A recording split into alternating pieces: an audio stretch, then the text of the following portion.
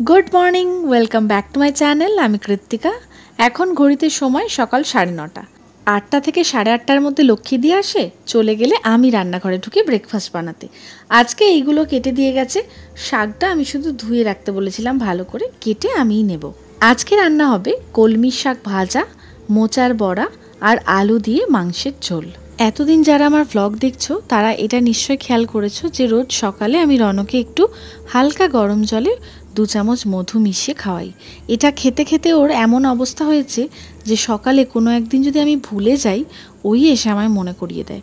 আসলে ও এটা ওষুধ ভেবে খায়। চলো এবার বারান্দায় নিয়ে যাই, তোমাদের নতুন একটা গাছ দেখাবো। এই দরজাটা আমি প্রায় বেশিরভাগ সময় বন্ধ করে রাখি যখন আমি নিজে ডাইনিংয়ে থাকি না, কারণ এই ফার্স্ট ফ্লোরের কার্নিস দিয়ে প্রচুর বেড়াল ঘুরে বেড়ায়। ওরা যখন তখন ঘরে ঢুকে পড়ে। ঘরে ঢুকে পড়াটা সমস্যা না, সমস্যা হলো বিছানা বা সোফায় যদি কোনো কুকর্ম করে বসে। তোমাদের নিশ্চয়ই মনে আছে পুরনো একটা ভ্লগে একদিন একটা পাকা উচ্ছের বীজগুলো বিরিয়ানি খাওয়ার হাঁড়িতে কিছুটা মাটি দিয়ে জল দিয়ে বসিয়ে দিয়েছিলাম। আজকে সেটা থেকেই 4-5টা চারা বেরিয়ে গেছে। উচ্ছে গাছ বেরোতে বোধহয় সব থেকে কম সময় লাগে। এখন ভাবতে হবে যে আমরা ব্রেকফাস্টে কী খাবো। কালকে কিছু রুটি করেছিলাম রাতে, আজকেও রয়ে গেছে সেগুলো, তো এগুলো দিয়েই ব্রেকফাস্ট সারবো ভাবছি। আর রনকে একটু সুজি করে দেবো। রোজ রোজ খালি খাওয়ার চিন্তা ছাড়া বোধহয় আর কোনো কঠিন চিন্তা নেই জীবনে। সকালে কি খাবো, দুপুরে কি খাবো, রাতে কি খাবো, বিকালে কি খাবো, আবার পরের দিন সকালে কি খাবো, সেটাও আবার আগের দিন থেকেই ভেবে রাখতে হয়। একটাই অরেঞ্জ করো, ফুলের পাপড়ি তো ব্ল্যাক হয় না, তাই না? এই যে ব্ল্যাক লেখা আছে তো। আচ্ছা ঠিক আছে।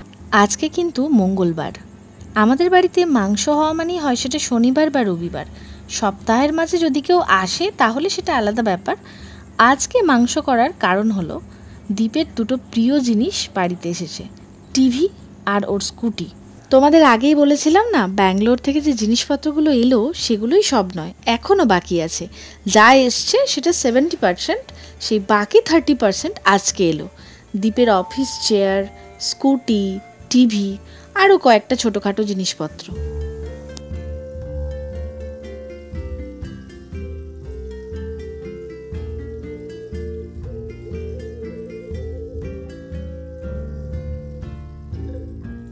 এদিকে রান্না করব না ছুটে ছুটে জিনিসপত্র দেখতে যাব।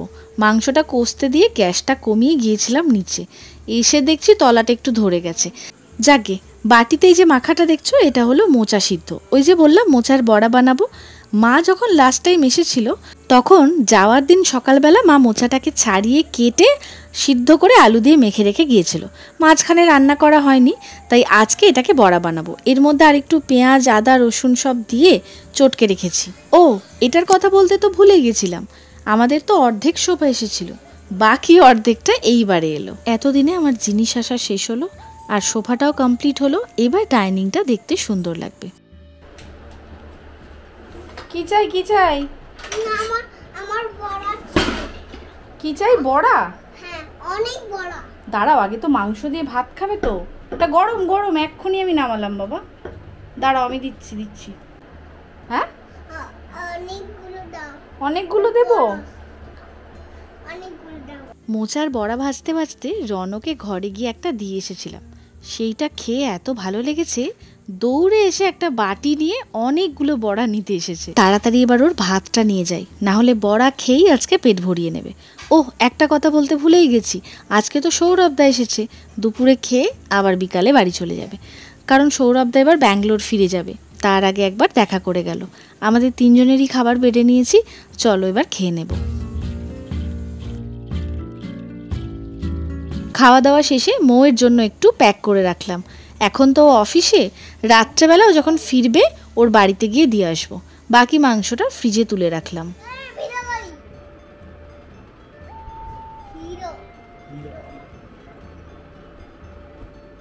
বকবক করতে করতে সৌরভদার যাওয়ার সময় চলে এলো।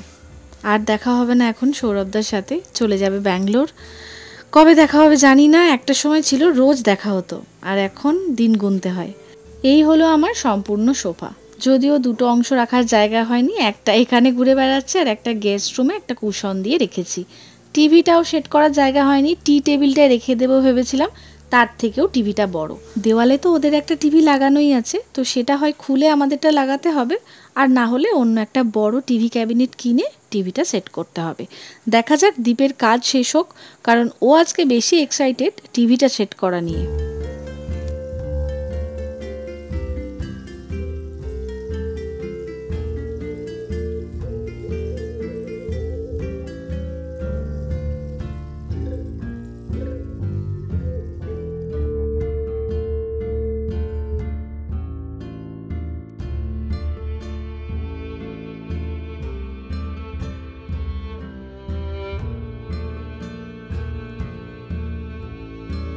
অনেক ভেবেচিন্তে আপাতত ঠিক করা হলো যে খাবার টেবিলে টিভিটা থাকবে, পরে একটা বড় টিভি ক্যাবিনেট কিনে তার উপর রাখা হবে।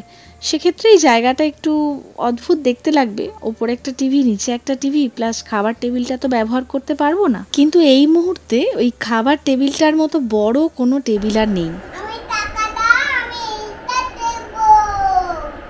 কি ওটা? এইটা একটা পেঁয়াজ। কত টাকা দাম?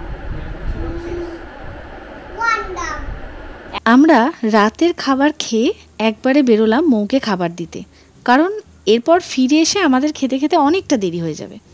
আর আজকে আমাদের যা জিনিসপত্র এসছে তার মধ্যে ছিল 2টো চেয়ার প্লাস্টিকের, সেগুলো নিয়ে যাচ্ছি মৌয়ের বাড়ির জন্য। ওর বাড়িতে চেয়ারটা এখন খুবই প্রয়োজন, আর আমার বাড়িতে এটাকে রাখা মানে শুধু ভিড় বাড়ানো ছাড়া আর কিছু না। কালকে সন্ধেবেলায় রণ বাবার সাথে বাজারে গিয়ে নিজের জন্য একটা টর্চ কিনেছে, আজকে বেরোনোর সময় যথারীতি সেটা নিয়ে বেরিয়েছে। তখন আমরা খুব হাসাহাসি করছিলাম বটে, কিন্তু গাড়ি থেকে নেমে মৌয়ের বাড়ি অবধি আসতে এতই অন্ধকার যে শেষ পর্যন্ত রণর টর্চটাই কাজে লাগলো। বাহ, মৌয়ের রান্নাঘরটা বেশ ভর্তি ভর্তি লাগছে।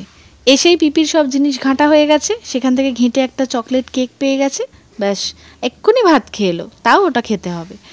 তো যাই হোক, মৌ খেয়ে নিক, ওর খাওয়াটা দেখে আমরা চলে যাব।